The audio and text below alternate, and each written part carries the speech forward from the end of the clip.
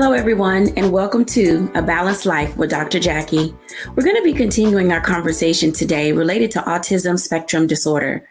As many of you know, this is Autism Month, and our parents, our families, our students, our community as a whole is oftentimes not necessarily baffled, but maybe at a loss in figuring out ways in which we can not only motivate our children, but how do we guide them, assist them, aid them in whatever way is necessary so that they too are living a balanced life. When I think about all the times that I was running all over the place, being this wild child, I often wondered if I was on some type of a spectrum. Now, I've never been diagnosed, but I will say that I can be a bit much from time to time. I think today, as we open up our conversation and dialogue with our guests, we'll have an opportunity to really explore what does it mean to have autism spectrum disorder. There is a wide range, a wide variety from ADD to ADHD to ODD to all of the DDs that are part of this process, even with Tourette's being a part of it, anxiety, temper tantrums. So many things manifest themselves at different ages and stages of development in all of our lives. But one of the things that we can learn and discover is how to give ourselves grace and space to grow, to be nurtured, and to be developed. Today, our guests will bring us some insightful information that will allow us to meet the needs of those who have the need the greatest. We'll be talking to Charlotte Avery, Dr. Tierney, Stacey Owens, and Carlos Scott. Let's bring everybody in because I believe today we're going to sit in that space and in that seat where we're actually able to have a very robust conversation and dialogue with individuals who are working with students and parents who are having to find their way through what it means to live with autism. Welcome, everyone, to A Balanced Life. Hello, hello, hello. Hello, hello, hello. It's always great to see everyone. Let me tell you, since our last conversation related to autism, it really got me thinking, are we doing the best that we can to help people who live through this every day manage what they have to go through? And I want to start with Carlos. Carlos is our dad who is raising a teenage autistic son. Carlos, let me ask you this question. Share with the audience who you are, and then also, how are you raising a teenage boy? And what does that look like for you as a dad with an autistic son? Yes. Thank you, Dr. Jacquie, for having me. Yes, I'm Carlos Scott here in Atlanta. Professionally, I'm a PR marketing executive within Vision Marketing, Inc. And it is very challenging, to be perfectly honest, just trying to balance my son's schedule with his school because I'm a very hands-on father. I take him to school every day. I pick him up, and then I'm involved in all of his extracurricular activities. And at the same time, balancing my busy schedule, which as the country is now starting to pick back up, involves me getting back to traveling and having to be on set and having to, whatever the demands are for my schedule. And so I'm thankful to my circle, as they say. And, but yeah, nonetheless, there's still some challenges, but we face them head on every day.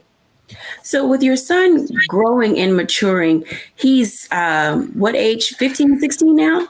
He just turned 16, February 18th. Yes. Okay. So at 16, his needs are a lot different than when he was just becoming a teenager. As a father, how do you navigate and talk to him? I appreciate and respect the fact that you are a single parent dad, and that brings a whole new different set of nuances because you need to talk to your son about things that possibly his mom cannot talk to him about being a young boy. Yes. For me, it's all about, I guess you would say, age appropriateness from a standpoint of from when he was 11 to now, our conversations, he's obviously into the girls, very into the girls. And just about because he has autism and he has like literally no filter. Sometimes he's very expressive about what's on his mind. I've talked to him about appropriateness and sometimes balancing. I don't want him to be a recluse and don't want him to, to not express himself, but just talking to him about, hey, you can't just walk up to someone and hug them.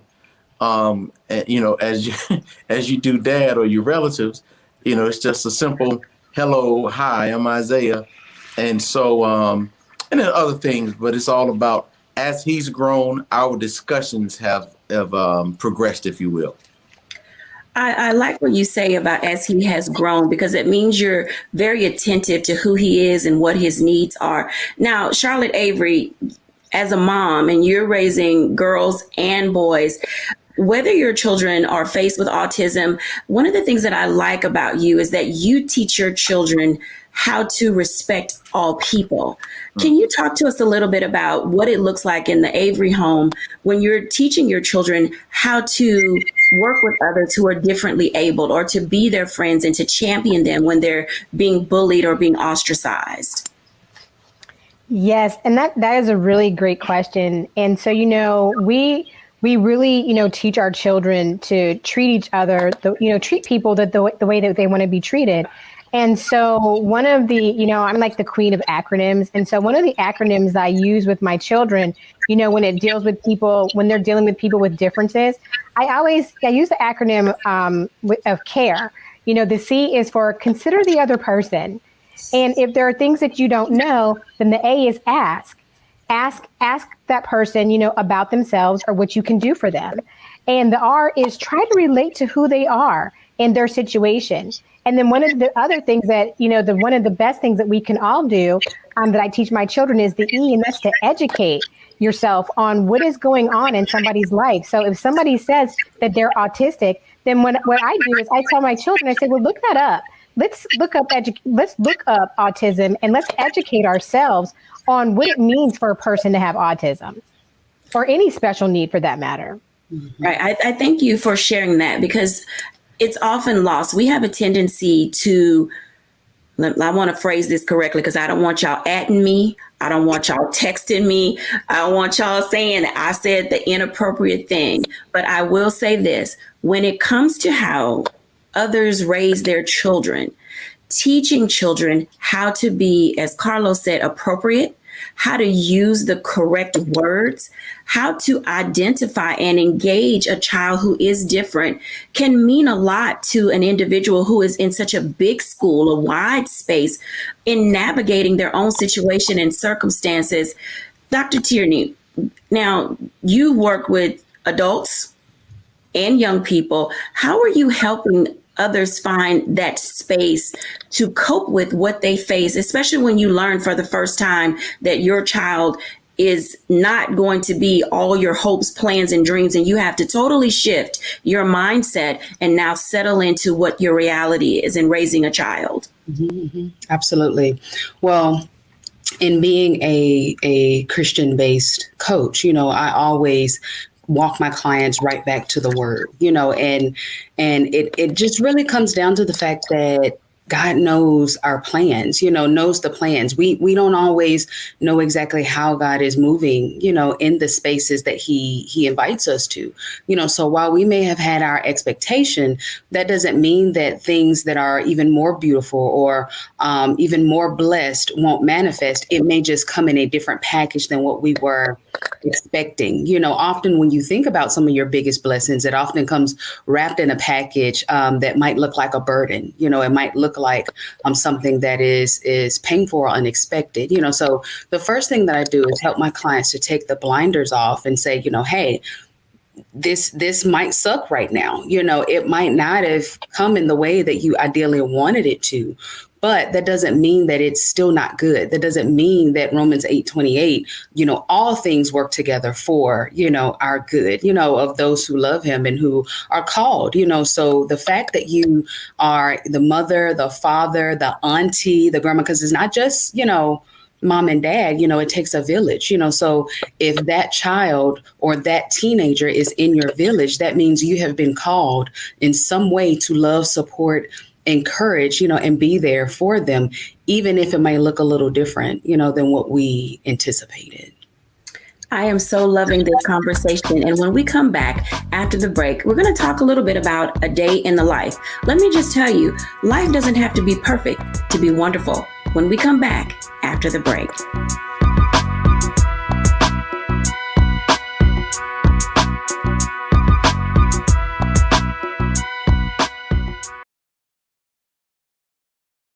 President Biden has delivered for Black America. More funding for Black entrepreneurs. Millions of new good-paying jobs. He's lowering the cost of medications and the cost of living. Joe Biden is delivering for us, and that's the facts. I'm Deborah Owens, America's Wealth Coach, and my new show, Get Wealthy, focuses on the things that your financial advisor and bank isn't telling you, but you absolutely need to know. So watch Get Wealthy on the Black Star Network.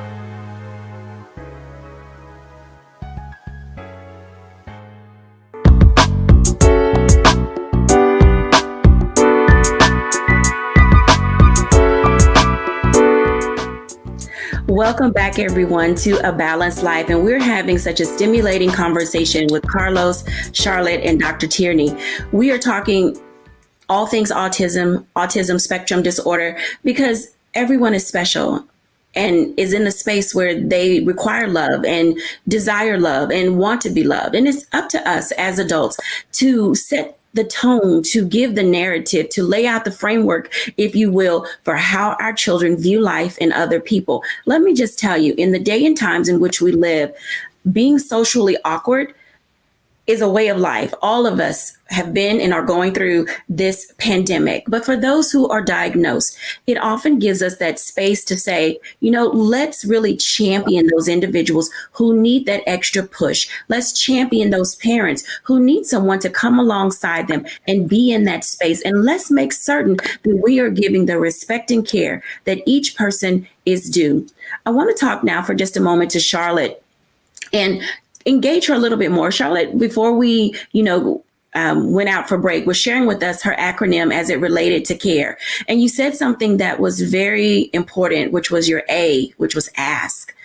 How do you teach your children to ask without disrespecting? Because oftentimes it's a delicate cakewalk when you want to know what's wrong with the kid or you see something that's a little odd.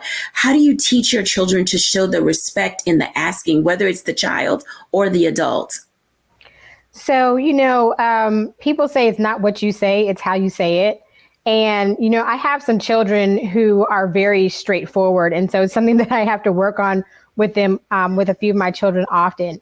But I try to teach them to ask questions that are appropriate. And then my husband, he always, when they want to know something, he always asks, is that a soup question? And what that really means is, are you asking because you really want to know, or are you just asking because you want to be nosy? I mean, because if you want to know, then once you find out, what are you going to do to support that person? How are you going to be a part of their world and all that? So I just teach them, listen, be gentle and be kind and ask people questions in the way that you would want them to be asked. But don't just ask because you're just nosy. Ask because it's something that you want to be able to relate to be able to educate yourself about. And can you support this person and what their need might be? Wow. Supporting people in what their need might be. I love that. And shout out to Mr. Avery for, giving adults as well. Are we asking to be nosy? Or are we asking to gain knowledge so that way we can do something constructive with the information that we currently have? Now, Charlotte, with your 7 little people, and you are now between 3 schools, elementary school, middle school, and high school, how do you navigate the things that your children bring to you when they're talking about their peers and they see someone being bullied who may be different? Give our parents some tips to help guide them in having constructive conversations with their own children. So, one thing that's really interesting is even in having children in 3 different schools, people say, if you see something, say something. But our children, not just when I say ours, I'm not just talking about mine, I'm talking about universally.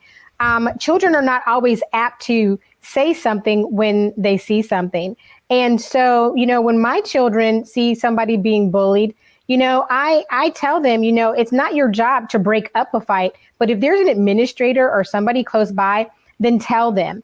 Or if they see that somebody's being bullied, even if it's not physically, but verbally, then I say, you know what, so that you don't want to feel like you're a tattletale, then remove yourself from the situation and then go talk to a teacher or an administrator privately. So then it's not like, oh, well, I feel like I'm being a tattletale, or, Ariel's a tattletale or whatever. But, that they're really being able, having the tools to be able to support another person. And I have children who have been bullied. And so I always try to tell my children, you know what? I want our home to be a safe place where we can have an open conversation about these things, and not because they feel like I'm about to pack up my briefcase and put my heels on and go to school and deal with somebody, because they know I will do that from time to time, but because I want to be able to support them, because at the end of the day, we have to teach our children at home how to handle conflict outside the home. You gave an excellent segue, because I was headed right down that direction when Charlotte Avery grabs her briefcase and she puts on her heels and her suit. And literally, this is what I say. Charlotte Avery is now suited and booted and on her way to the school. You mentioned something that I'm almost certain that most parents don't know how to cope with or deal with when their own kids are being bullied. When is the right time for a parent to ask for a conference with another parent regarding their own children? So for me, this is what I do. Once my children come home and they've told me something that has happened at school, number one, I believe that documentation is king. So one, I text or email the teacher and let them know the situation. I let them know, hey, this is a situation that my son or daughter came home with and they told me. And I would really appreciate it if you would look into it. I'm not telling them how to do their job, but what I am telling them is I'm giving them an opportunity to know what happened so that they can handle it before I then do have to get suited and booted to come to school. Now, if I don't like the teacher's response and how they handled it, then I just take it to the next level, because I believe in the chain of command also. I believe in policies and procedures. So once I've talked to the teacher and I don't like the response, then I then go to my child's counselor. And by then, like, I'm always CCing. So once I've talked to the teacher, now I'm talking to the counselor and I'm CCing the teacher. And then if I don't like how that plays out, then I take it to the principal, and I talk to the principal, I CC the counselor, and I CC the teacher, so that they know I'm following the chain of command. And so that the principal, because listen, before it gets to the principal, I've already done my due diligence and talking to whoever I needed to talk to before it went to the principal's office. And then by then, if all else fails and the principal hasn't responded properly and appropriately, the teacher hasn't, nor the counselor, now I'm going to the superintendent. And I think what happens is, as parents, we kind of get into this space where we're like, okay, these teachers are the educators, they're the administrators, so they might know more than me. But the reality of it is that we as parents have to protect our children.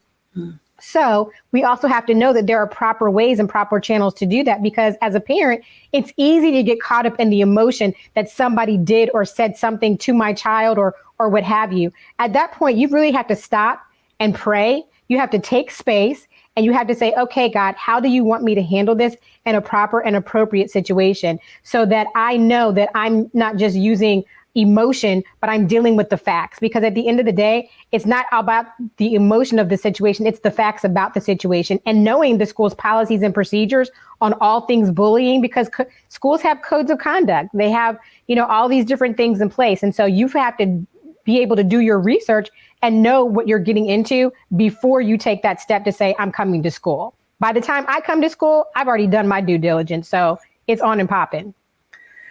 Love that. On and popping. When we come back after the break, I want to talk to Stacey Owens, educator, administrator, and a person who gives her teachers a space so that they can manage all of the emotional things related to what Charlotte just talked about. Coming to school, having to deal with parents, meeting all of the guidelines. It's not for the faint of heart if you're in administration. When we come back after the break.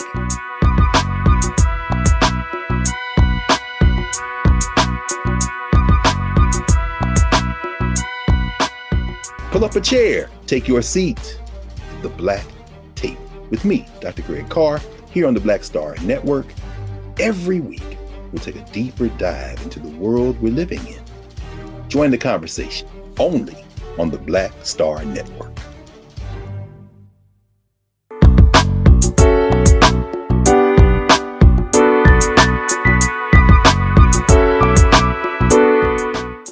Welcome back, everyone. I want to bring into our conversation Stacey Owens. This is a space where we are literally saying we have to talk about it all. We're laying everything on the table because when it comes to our children and the education and the care that they need, let's just face it, everybody, our children spend more time away from us than with us. We drop them off in the morning. They come back in the afternoon. Literally, our kids are at school like they're working a 9-to-5 job. Stacey, how's it going? It's going well.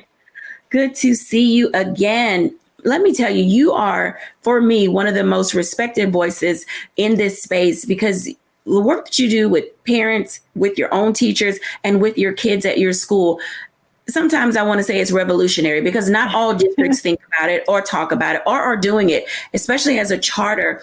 Talk to us about how you're managing what you do with your teachers, yourself, and your students when it comes to children that may be on the spectrum. So I think we have to make sure that at all times we are all in a good, safe, balanced space mentally. We have to be in control of our emotions so that when we are making these decisions, we are not making them from a place of a deficit space. And then I always tell our teachers that, I like to triangulate things because myself, I have a child. He's not autistic, but he is ADHD and a couple of other things. And school was always difficult for him. And so I had that experience as a parent and learning how to, like when Charlotte said, you get suited and booted. Imagine being a teacher, having to get suited and booted to go have this conversation with a colleague. And so I learned from that space that we have to be balanced in terms of listening to each other, trusting each other, and just building collaborative relationships. Never assume that any of the individuals that's coming to the table is coming from a deficit space, that we all care about what's best for the child. Sometimes we just need help in finding that balance and being able to communicate with each other.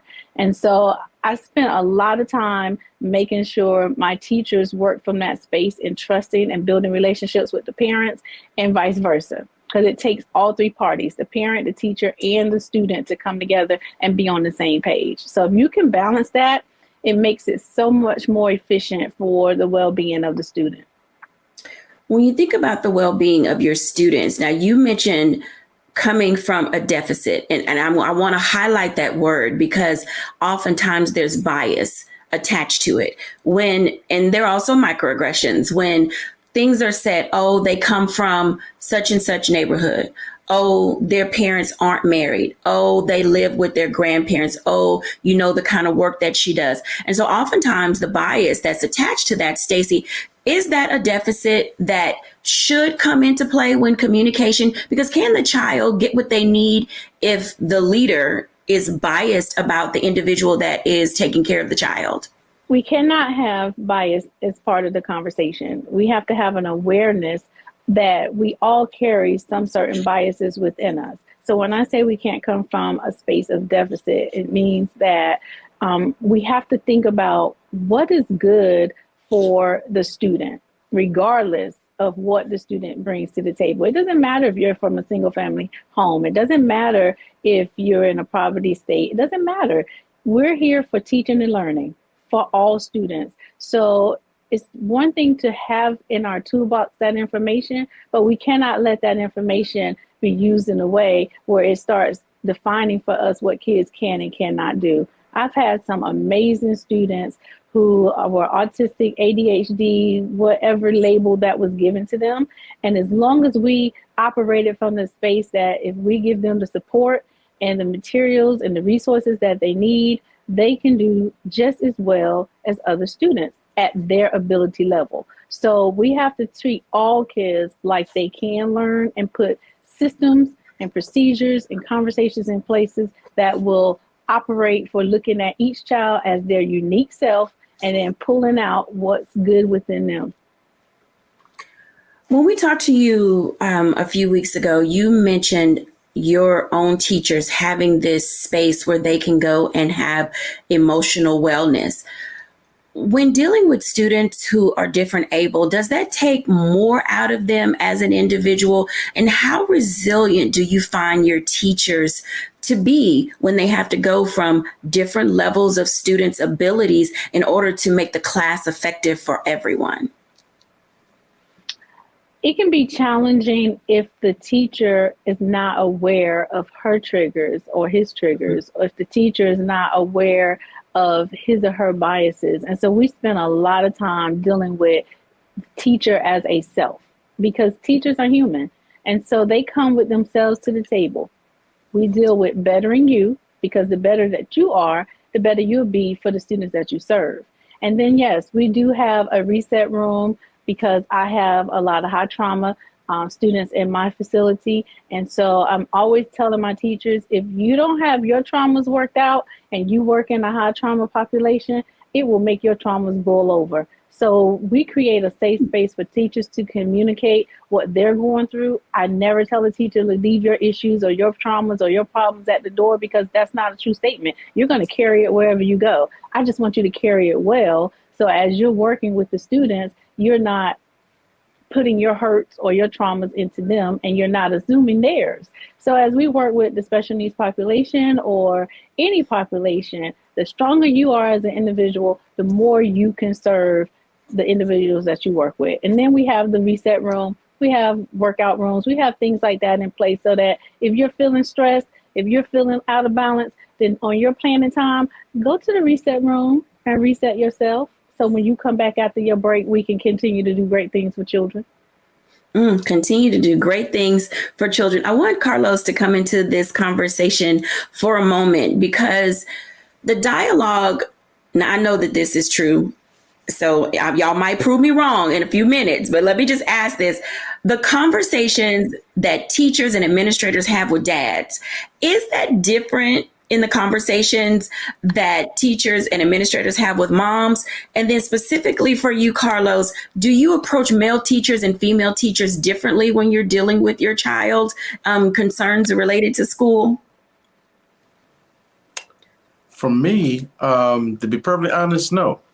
Whether you're a male teacher or a female teacher, I treat them all equally, as I think we should, because you don't want to get into biases and preferential treatment or different treatment based upon any kind of differences that a teacher may have. I just think them as teacher A and teacher B. Teacher A and teacher B. Stacy, conversations with dads and moms, are they similar, the same? Who runs hotter, colder? I think the conversations are the same, but I would say from my experience, it depends on the home environment in terms of, are the parents on the same page in terms of what the needs of the child is? Because sometimes I can have conversations, or we'll have families who, when I find out that my child has an exceptionality, sometimes one person, it doesn't matter if it's the mom or dad, they may be on board with receiving that information and ready to move forward with putting plans in place. And the other may be in that position where they're not already accepting it yet. And so then the conversations are different, so I think you have to, whether it's girl, boy, cat, dog, whatever, we have to be able to assess the situation to determine where are you in being able to process the information that has been given to you. And then where are you in terms of understanding what has to happen so that we can make good decisions. Thank you both for sharing that information, because as individuals, find themselves having to go to school, trying to discover who do they need to talk to. And I think we all have these different personality types when it comes to our children. Not that we don't love our kids equally, but there's some things that we know about our kids, and we expect our teachers and administrators to kind of be on the same page with us when it comes to dealing with them and relating to them, especially if you've seen them in the school for more than a year. You have some type of familiarity, with the needs of that child. My last question for Carlos, before I come to Stacy. Carlos, as you are navigating, as you said, your own busyness and your schedule in your life, you mentioned having a support system. For our parents who are discovering that they need to activate their village, what do you look for in support system for you and your son? First of all, trust. I have to be able to trust this person with my child. And for me, I'm blessed to have family here. I have my baby sister. She's here. I have several cousins, aunts, uncles. Then I have a long-term friend of the family who's been keeping him since he was in diapers. And so having that village, and at one time his mother lived in Atlanta as well. And so, but having that village, I can't even put a price tag to it, because as my schedule kind of rampens up, I need to lean on them more often than not. And so, and because he has such a great relationship with them, and he trusts them, and he looks forward to spending time with them and or their kids, that brings comfort to me to know that my child is not just being watched over, but he's in a loving environment where they understand his differences, but they don't treat him any different than they treat the other children. I appreciate you saying that. Stacey, for you, because you're in a school environment, how many people, I want to figure out how to phrase this correctly. How many people should a school allow, especially since children have a wide variety of people who come into their space, to be able to pick up their kid? What is like the limit and the range for that? Because just because a kid can have the village available, how many people does the school accept as viable individuals to be called upon during the course of the day to come help with the situation, or after school or before school? So for us, we don't have a number per se attached to how many, can be in your village that can assist you. But we do have systems like we need for you to communicate, and it needs to be in documentation in terms of who's allowed to pick up, who's versed in this situation. So we build relationships with the parents first to say, when you're at work and if your child is in meltdown and I can't get to you, who's the better person to go to next? Then we set up that line of that trajectory of what to do if this can't happen. That comes through communication. And you can have 20 people in your village that you want to come pick up your child. As long as we know the order in which you want us to operate in, you know that you're giving us people who understand the needs of your child. And then if we're seeing when you come and pick your child up, or we're seeing that as we're working with Aunt so-and-so, she's not getting the best response, then we have that conversation with parents and say, this is what we're seeing, and we work together. I don't want to tell you who to put in your village, but I do want to give feedback to you in terms of if that person is providing some support that's for the forward progression of your child. So we're small, so I can be that connected with my families. But we want you to have that village, and we want to be part of that village. Thank you both for sharing. When we come back after the break, as you can tell, the day in the life of a child requires everyone, all hands on deck, so that they can get the care that they need. When we're back after the break, I want to talk to Dr. Tierney, simply because when you're an adult and you're growing through the things that you need to grow through, now is a time for you to maybe sit with a coach and talk about how do you balance yourself as you live on the spectrum. When we're back after the break.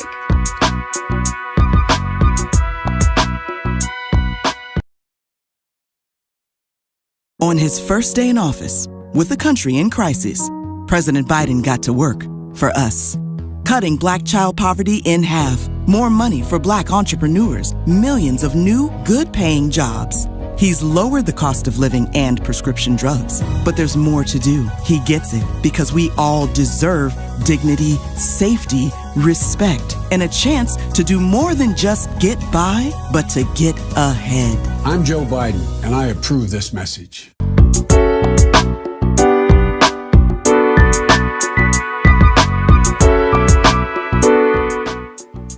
Welcome back, everybody. I want to give a conversation now with Dr. Tierney, because she and I both are in that coaching space, and we are working with adults who, when they were children, found out they were on the spectrum, and they have goals, dreams, and aspirations, and we want to make certain that we're giving them an opportunity to live out those dreams. Hey, Dr. Tierney.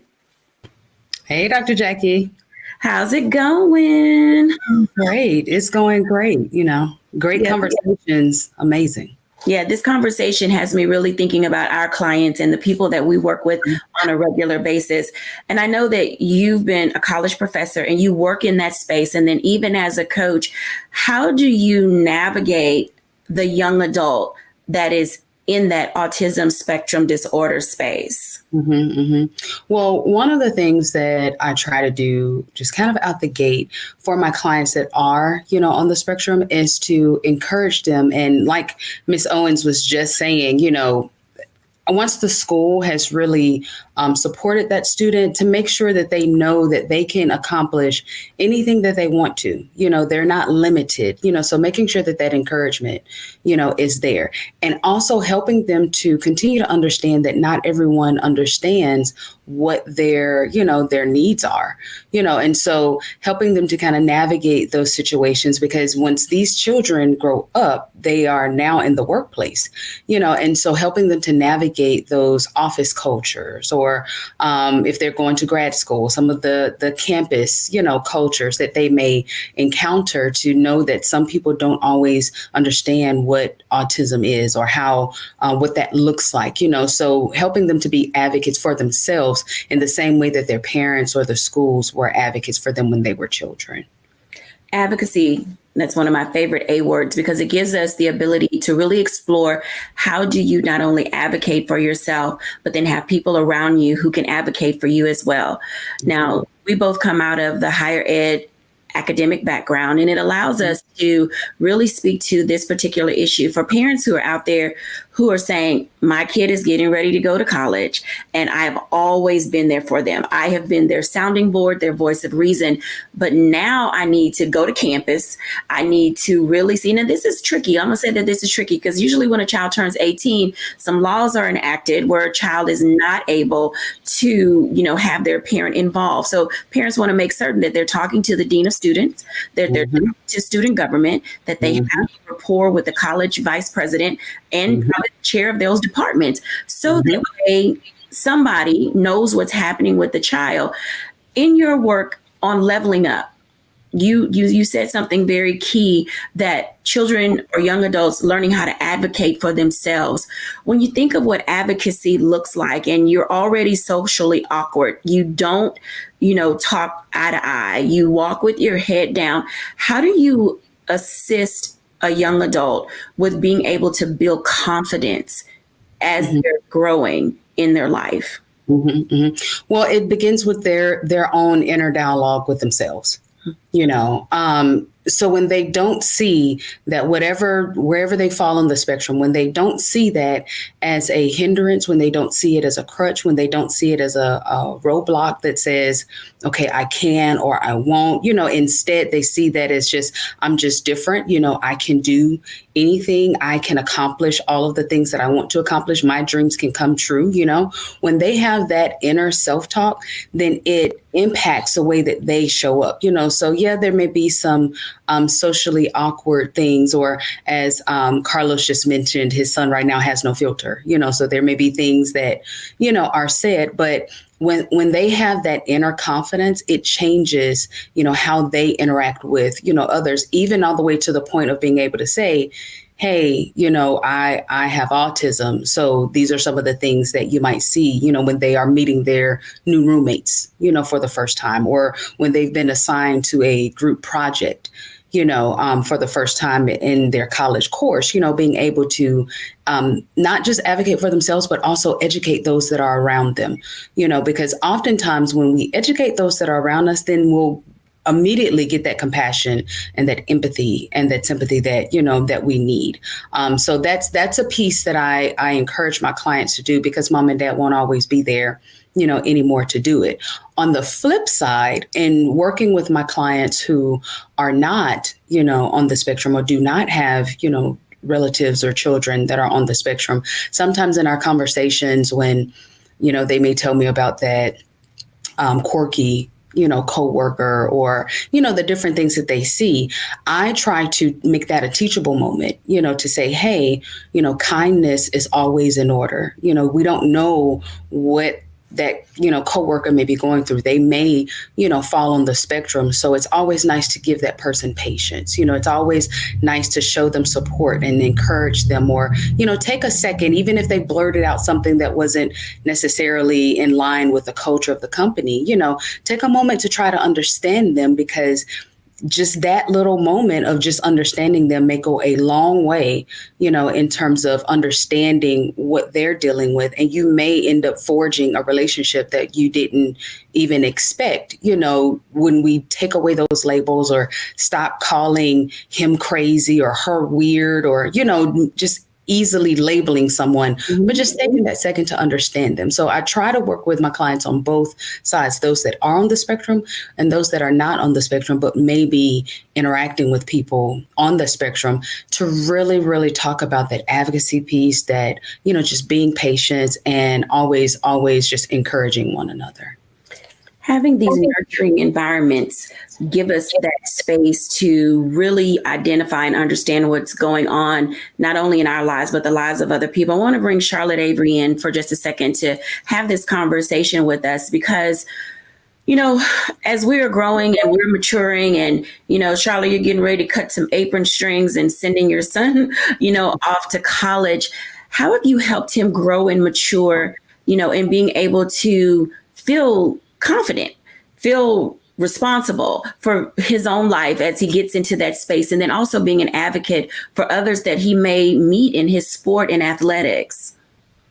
So, as you know, my son is getting ready to graduate from high school, which is, it's a really bittersweet moment for all of us, but really for me because I birthed him. But, I believe that one thing that I started doing with all of my children, like out of the womb when they could talk and things like that, I started teaching them, Bible verses and things like that. And one of the Bible verses that they can just quote, like at the drop of a dime, is, "I can do all things through Christ who strengthens me." And one thing that Dr. Tierney said that really resonated with me is about the positive self-talk that our young people need to have in advocating for themselves. But that positive self-talk also starts with what we as parents start planting and putting in them when they're young, when they're just wee little people, right? And so, my kids, when they know, something might be hard, they know, well, it's hard, but I can do all things through Christ who strengthens me. I am the head and not the tail. Like, these are things that they know. But as I'm preparing my son to go to college, not only am I, reminding him of those things, but my conversations with him are a little bit different now, because now it's, okay, do you know how to use an ATM card? Do you know how to balance your money? Because, he'll buy candy all day. And I'm like, was that a wise purchase? It's looking at the things now from him, not just he's no longer a toddler, but now he's legally an adult.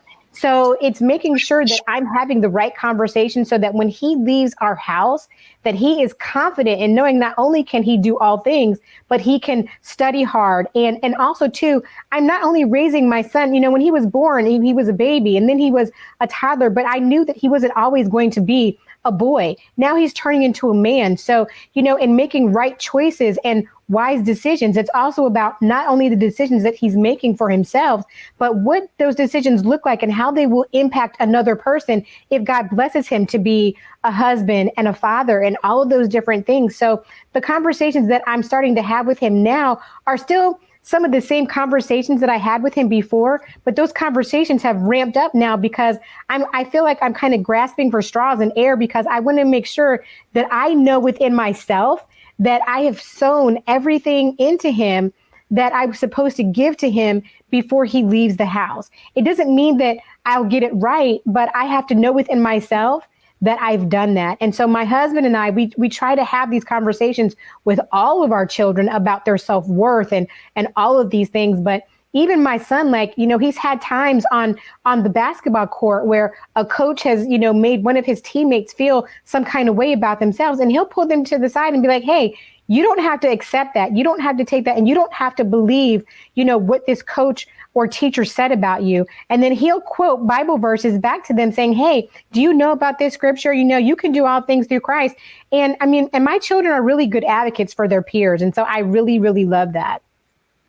This is outstanding. I want to bring everybody back in before I go to reflections to have you all share with us some of your top tips that you have learned about yourself as an adult that you would share with parents as they are growing through the things that they're having to with their people in their lives, their children or their family members. Start with Stacy. I would say my top tip would be stay in control of your emotions, even in challenging times. Dr. Tierney. I would definitely say to focus on how you say whatever it is that you say, because oftentimes people will listen to how you said it quicker than they will exactly what you said. So pay attention to that. Carlos. I'd say don't be afraid to apologize if you get it wrong. You're not going to always get it right, and I've had to learn that myself. And I think that has helped tremendously. Sometimes you just don't get it right, and it's not on purpose. You just didn't get it right. It's a learning curve. And Charlotte Avery. I would say that your support system matters, that you're not out here in a silo by yourself. You know, that your support system matters, your tribe matters, and how you give support and how you receive support matters. Thank you all for sharing your top tips. When we come back after the break, I am going to share my reflections and just see how well I've grown from the time that I was told a few things about myself when we're back after the break.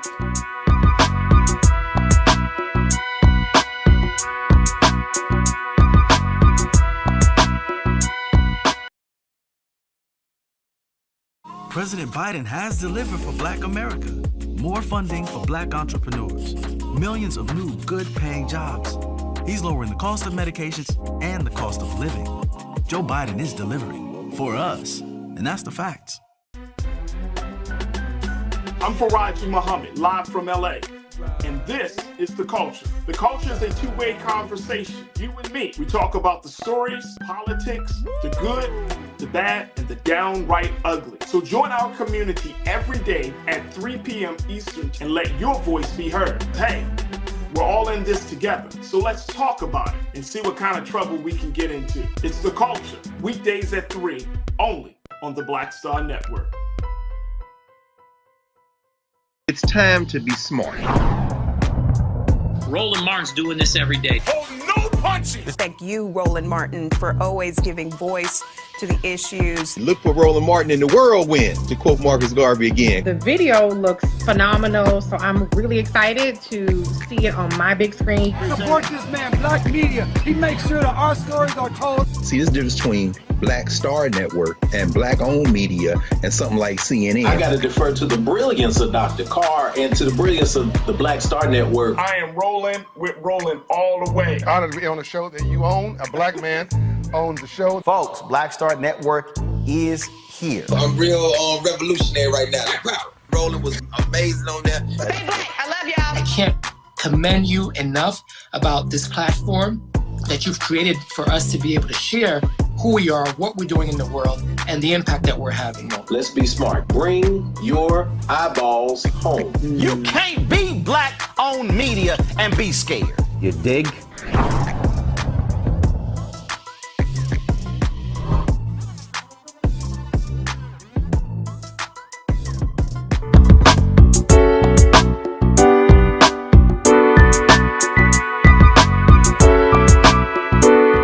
Thank you, everybody, for watching today, A Balanced Life with Dr. Jacquie. There are a few words that I heard growing up that often caused me to wonder if I was okay as a child, and it really shaped who I became as an adult. Two things. She's such a social butterfly. I really wasn't certain how to take that growing up because I literally was all over the place. And that's probably why I was in gymnastics and why I played volleyball and why I ran track. And I did a whole host of things that allowed me to burn off the energy that I had. I was always the child who had to be in this mode of self-discovery. Who am I? Why am I here? What do I want my life to look like? You know, I laugh at myself when people say, how many degrees do you have and why are you back in school? let me just tell you, I have 5 degrees and I'm working on another one because I cannot be still. And I don't know where that falls anywhere in life. But what I will say, I have discovered how to make who I am work for me so that what I do can work for other people. Don't be discouraged in who you are as an individual. Love yourself. Love yourself. Love yourself. Embrace who you are and make the most out of life, the one that you've been given, because we only have one. Thank you all for watching A Balanced Life with Dr. Jacquie.